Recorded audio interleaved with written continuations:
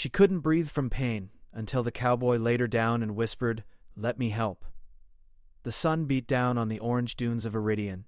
7, a desert world where the wind carried tiny, sharp grains of sand that stung the skin like tiny needles. Lyra gritted her teeth, gripping the reins of her hovering horse hybrid. Its metallic legs kicked up small clouds of dust, and the soft hum of its engines was the only sound above the wind. She had to reach the outpost before nightfall. The storms came fast here, and they came without warning. Her chest tightened suddenly, sharp and burning. She gasped for breath, clutching her ribs. "Not now," she whispered to herself. Pain shot through her body, forcing her to slow down. The dunes blurred before her eyes, and she struggled to keep the hover horse steady. Hours ago, she had left the main colony with supplies for a remote research station. The station monitored energy crystals buried beneath the desert, crystals that stabilized the planet's fragile atmosphere. Without them, entire settlements could suffocate under the thin, unstable air. Lyra was trained for emergencies, but this pain, she had never felt anything like it. The wind tore at her jacket, and she tried to breathe deeply, but each inhale burned.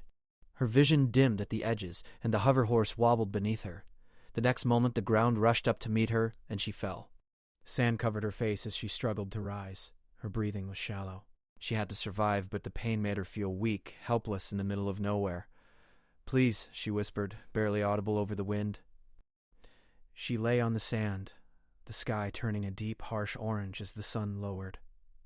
Her hands trembled, and tears burned her eyes, not from fear, but from the frustration of being so powerless. Then, through the haze, a figure appeared. He moved with a steady, confident gait, and despite the wind, his long coat billowed like it was made to withstand storms.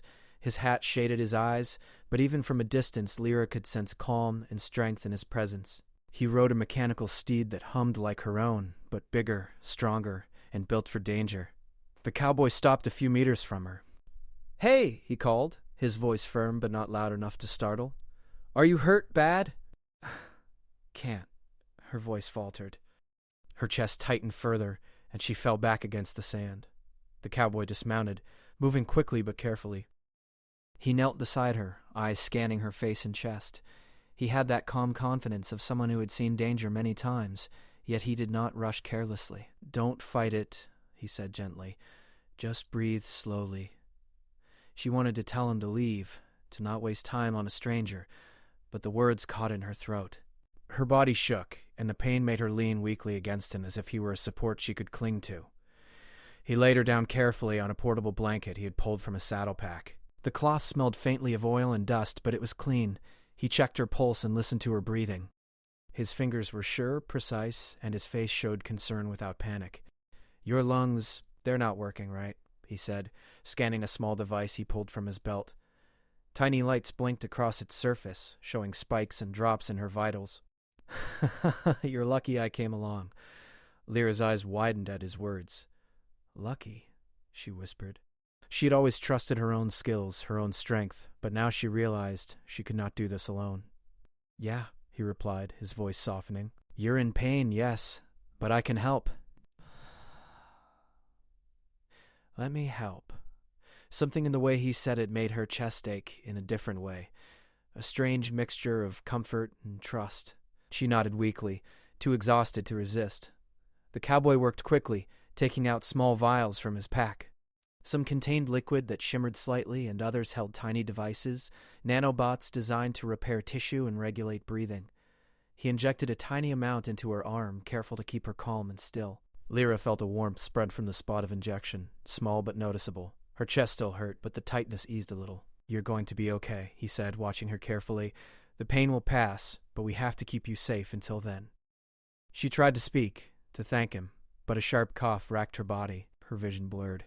He quickly adjusted her position, supporting her back and making sure her airway was clear. "Shh," he whispered, his hand firm on her shoulder. "Just focus on me, one breath at a time." As she followed his instructions, Lyra felt something she hadn't expected. Calm. Safety, even though they were miles from civilization, alone on a desert world where sandstorms could swallow them whole. She felt protected. The wind shifted, carrying with it distant sounds of movement, small shapes in the distance moving fast over the dunes. Lyra's eyes widened. She tried to sit up, but he gently pressed her down. Don't move, he said. I've got this.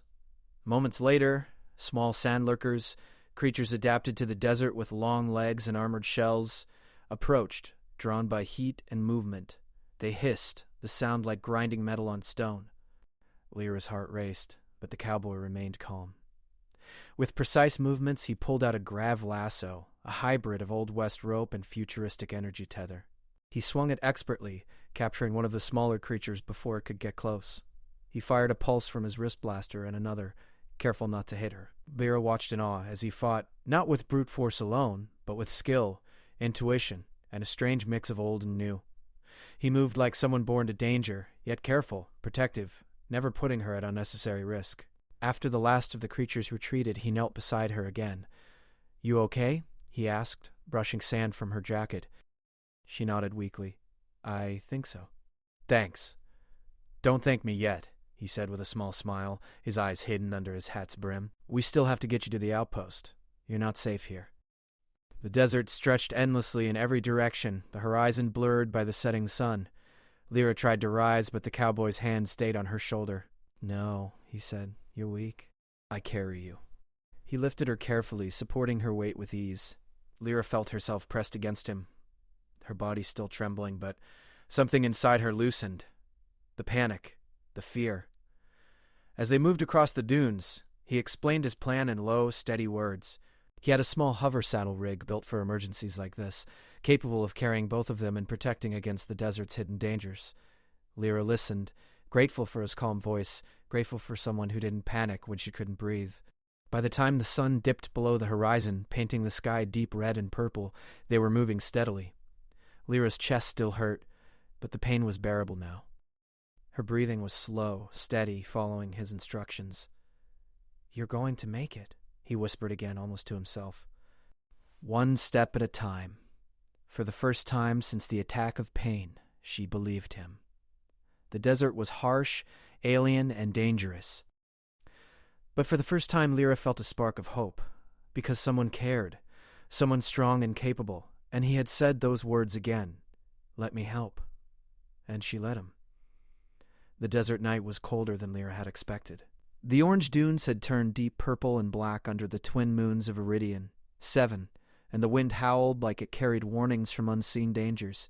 Lyra leaned against Cale as he guided the hover saddle rig across the rough terrain. Her breathing had slowed, and the pain in her chest was less sharp, but she still felt weak. Every bump in the sand jolted her slightly, reminding her how fragile her body felt. Cale didn't speak much at first. His focus was on the path ahead, scanning the dunes for dangers that could appear without warning. The desert was not kind, and even a single misstep could endanger them both. Yet in his quiet, careful movements, Lyra felt a strange sense of safety. He knew how to handle the terrain, the machinery, and the creatures that lurked in the shadows. After several minutes, the wind eased, and Cale finally glanced at her. You're doing better, he said, his voice calm but firm. We're not far from a small ridge. It will give us some cover if the sandlurkers return. Lyra managed a weak nod. I owe you my life, she whispered. She had never been someone to rely on others. As a medic and engineer, she was trained to act alone. But in that moment, she realized she couldn't have survived without him. Cale shook his head. Don't think like that. You did your part. You kept moving, and that's why you're alive. I just helped. They reached the ridge, a natural rise in the desert sand that gave them a view of the dunes stretching endlessly. Cale parked the hover saddle rig behind a rock formation, and Lyra carefully lowered herself to sit. Her legs trembled as she touched the sand, but it felt grounding, real, like a connection to the world again. Cale crouched beside her, setting a small device on the ground. It hummed softly, scanning the area for any predators. The sand lurkers are nocturnal, he explained. They hunt by heat and movement. The cooler it gets, the more cautious we have to be. Lyra watched him, noticing the way he moved with confidence and precision. His hands were steady, his eyes alert. She had seen men like him in hollow histories of the old frontier worlds, cowboys, explorers, bounty hunters, but none had the mix of grit and calm she now witnessed firsthand. I don't know how to thank you, she said softly. Her voice carried a hint of fatigue, but also awe. I've faced danger before, but I've never seen anyone handle it the way you do. Cal glanced at her, a small smile visible beneath the shadow of his hat. You'll have to survive a few more storms before you get used to my style. For now, rest. I'll keep watch. Lyra's eyes were heavy, but she forced herself to stay awake.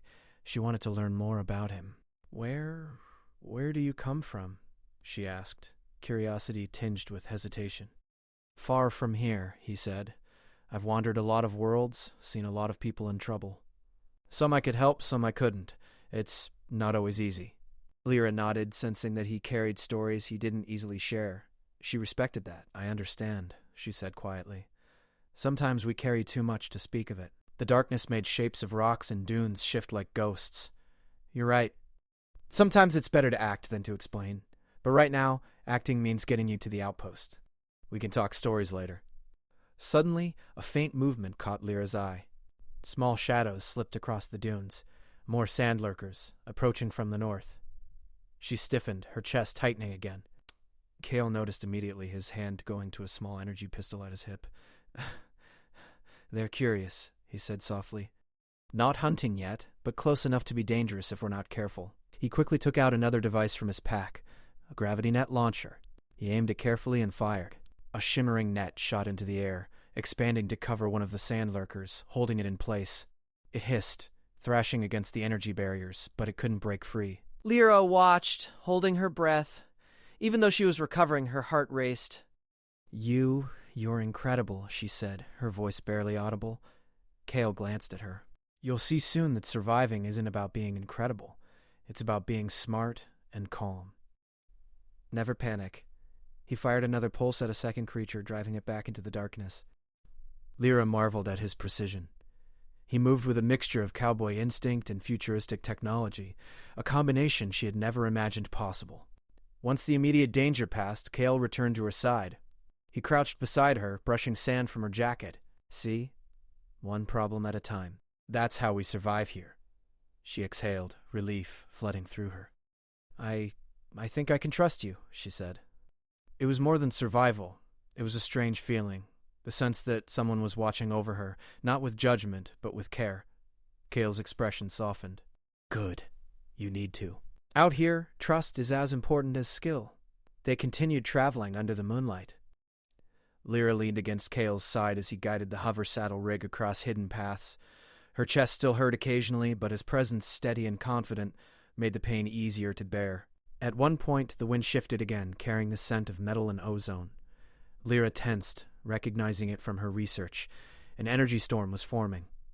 These storms were dangerous, capable of short-circuiting machinery and striking with sudden electrical surges. Kyle's eyes narrowed. We'll take the canyon path. It's risky, but it'll shield us from most of the storm. Hold on tight.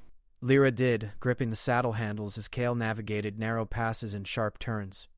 The storm's energy crackled above them, lighting the desert in bright flashes. Her heart raced, but she felt a strange exhilaration. Danger and survival intertwined, and through it all, Cale remained calm. As they reached a sheltered canyon, Cale slowed the hover saddle rig. He helped her down carefully, setting the blanket beneath her again. We'll wait here until the worst passes, he said. Lyra took deep, steady breaths, grateful for the pause.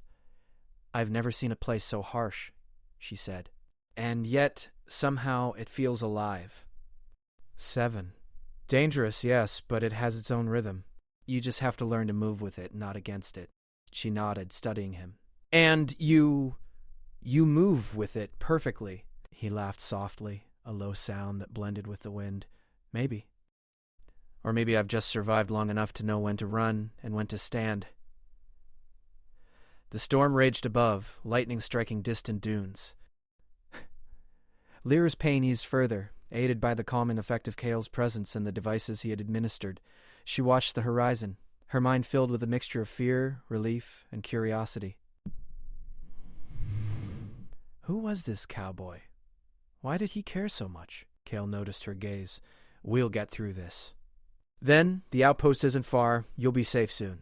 Her chest tightened again, but this time from the combination of fatigue and hope.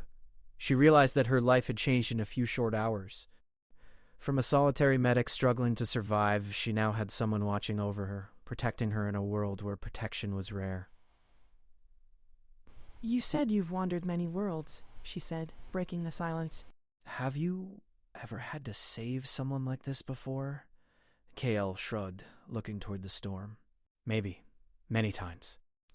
But not everyone is like you. You've got grit. You don't give up? That matters more than anything else out here. Lyra smiled faintly. I guess we make a good team then. Cale's eyes softened just for a moment. That we do. They settled in the canyon, the hover saddle rig casting a faint glow. The storm continued above, but the canyon offered protection. Lyra leaned against Cale, exhausted yet comforted.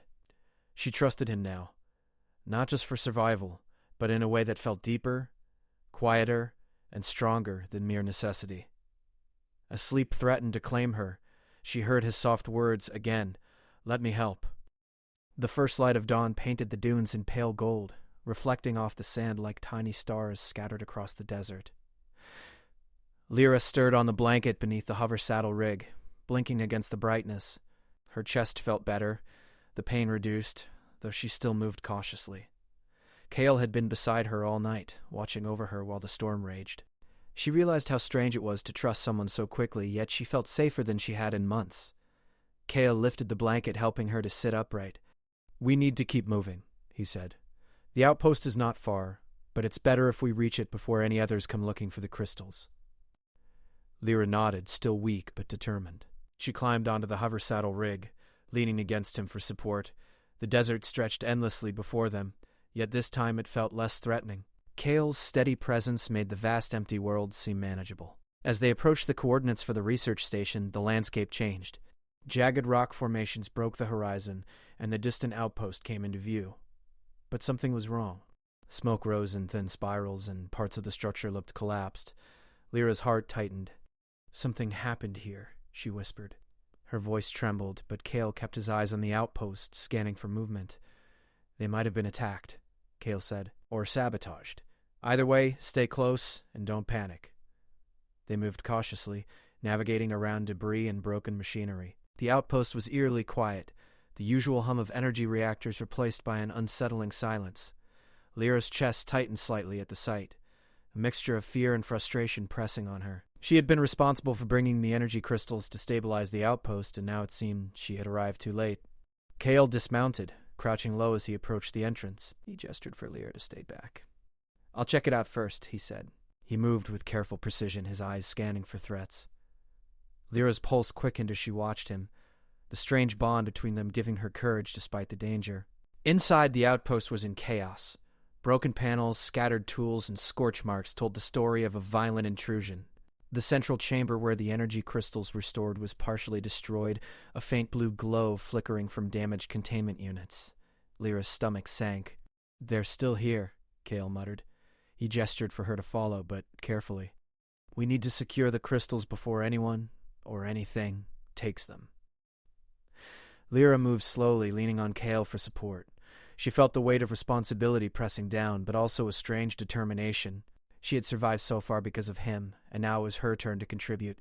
She guided him through the chamber, pointing out weak points in the structure and hidden panels where crystals might have been moved or sabotaged. Suddenly, a low hum vibrated through the walls. Lyra froze, recognizing the sound from her studies. A sentient alien drone designed to guard the crystals hovered in the center of the chamber. Its sleek metallic body reflected the flickering lights, and its mechanical arms moved with precision. "Stay behind me," he whispered. Lyra nodded, trying to steady her breathing. Her chest hurt slightly with the effort, but she pushed through, focusing on the task. The drone's sensors activated, and it emitted a scanning pulse.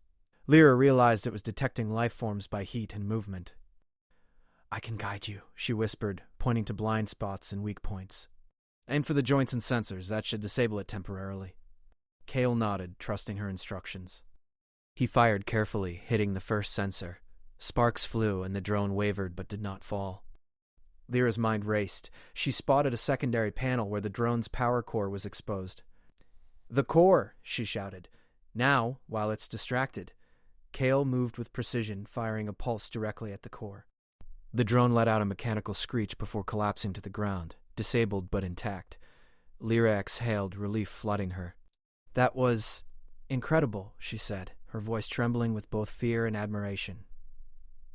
Cale glanced at her, a small smile visible under his hat. "We make a good team," he said. "Never doubt it."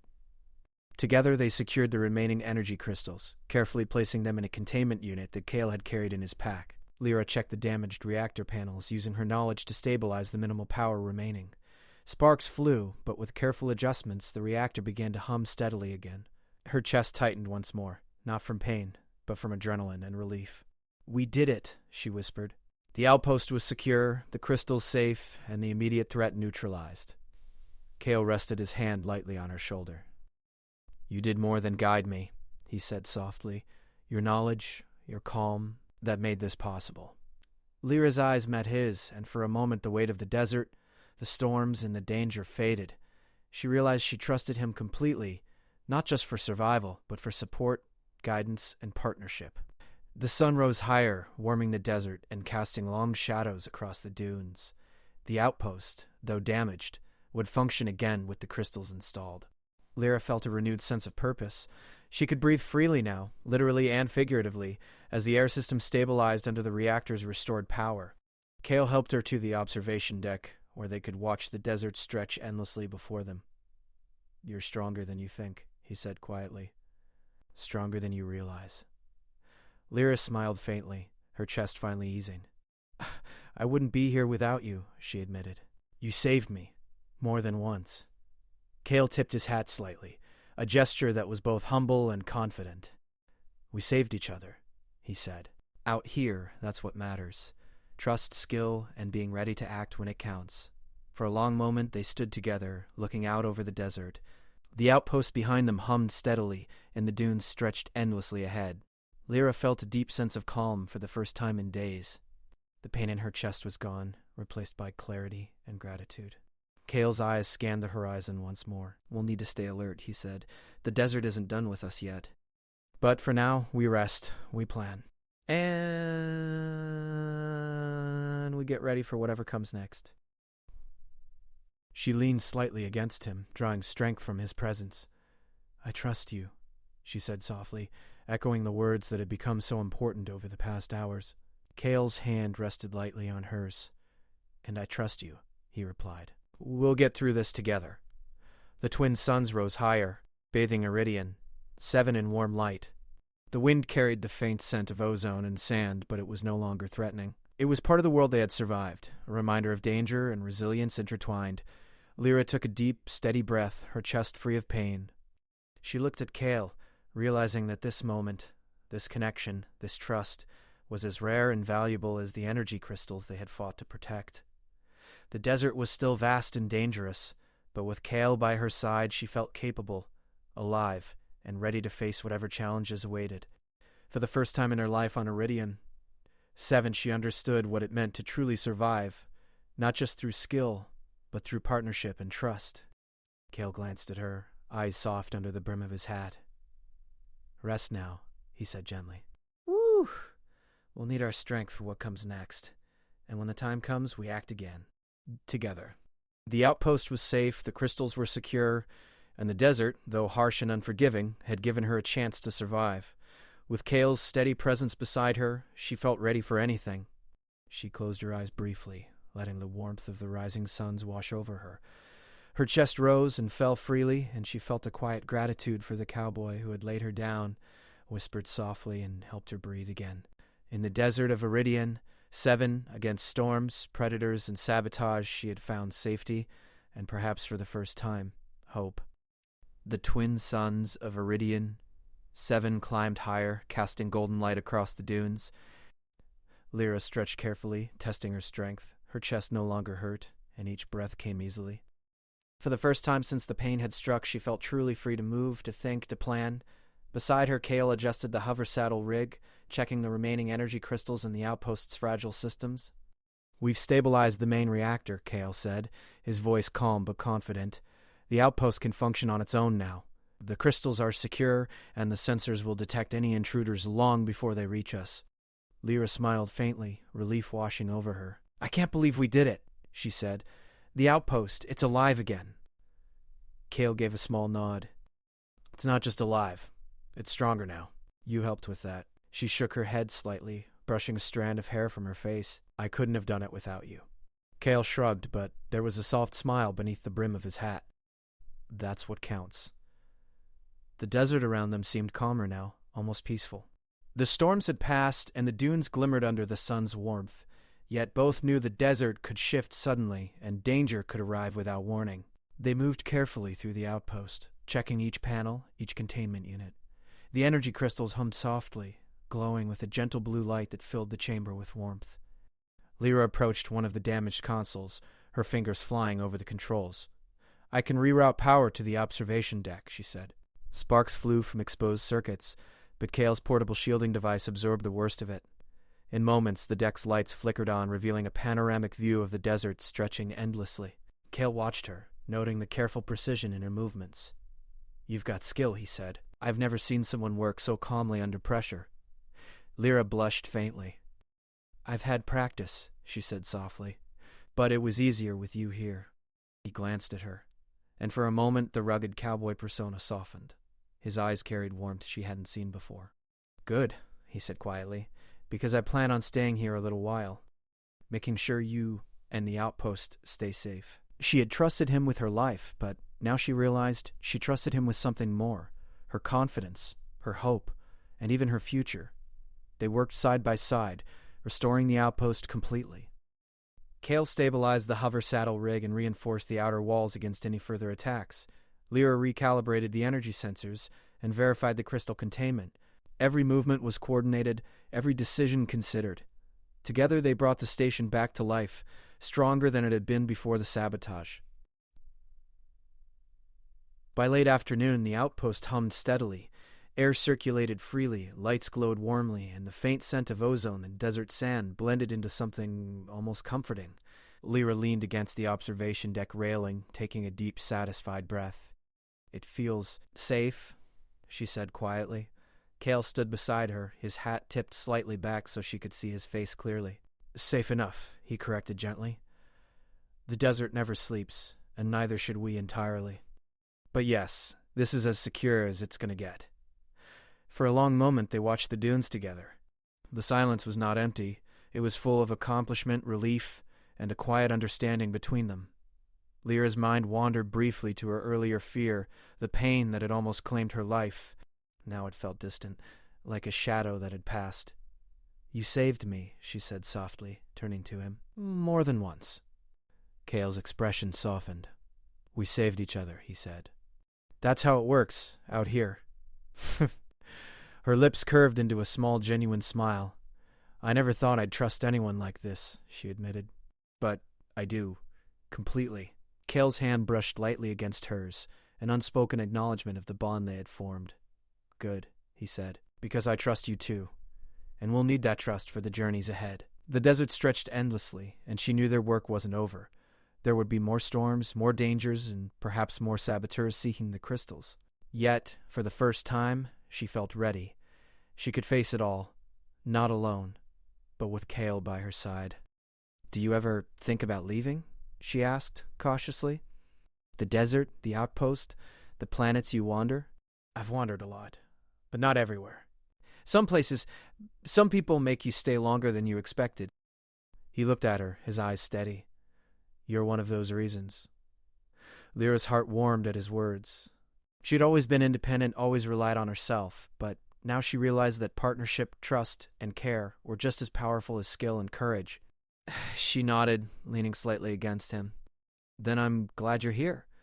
The twin suns began to lower, casting long shadows across the dunes. Kale and Lyra moved to the edge of the observation deck, watching as the desert transformed into shades of red and gold. The outpost hummed steadily behind them, a beacon of life in an otherwise harsh world. Kale placed a reassuring hand on her shoulder. "Rest now," he said softly.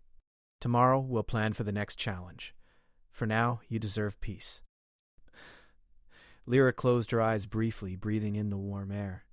Her chest rose and fell freely, and she felt a quiet gratitude for the cowboy who had laid her down, whispered softly, and helped her breathe again. She felt safe, not just physically, but in a way that went deeper, into the confidence that someone truly cared for her. Hours passed quietly. The desert bathed in the colors of sunset. The air was calm, the outpost stable, and Lyra finally allowed herself to relax fully. She knew danger still existed, but she also knew they had survived far worse. And now, They had each other. As the twin suns disappeared beyond the horizon, Cale spoke softly, almost to himself. Let me help. Lyra opened her eyes and smiled, the words carrying a new meaning now. They were no longer just about survival. They were about trust, companionship, and hope for the future. "Yes," she whispered, her voice steady and full of gratitude. "I'll let you." The desert night fell, calm and vast, stretching endlessly across Iridian. 7. Stars blinked faintly above, and a soft breeze stirred the dunes. The outpost hummed steadily, a safe haven in a world of danger, and in that moment, Lyra and Cale stood together, ready for whatever adventures awaited them. They had faced storms, predators, and sabotage, yet here they were, alive, strong, and united. The desert no longer seemed endless or threatening. It was a world of possibility, survival, and connection. And with Cale by her side, Lyra knew she could face it all. The outpost, the crystals, and the desert had tested them, but they had survived. And in surviving, they had found something more: trust, respect, and the quiet promise of partnership. Cale's hand found hers, a firm yet gentle grip. "We'll face the next storm together," he said, his voice carrying warmth. "No matter what comes." "Together," she echoed, feeling the words settle in her heart. The twin moons rose in the sky, casting silver light across the dunes. The desert night stretched far and wide, but within the walls of the outpost there was warmth, safety, and the steady hum of life. And for Lyra and Cale, there was a new beginning, a partnership forged in danger, trust, and the quiet strength of survival. For the first time in her life on Iridian, 7, Lyra felt fully alive.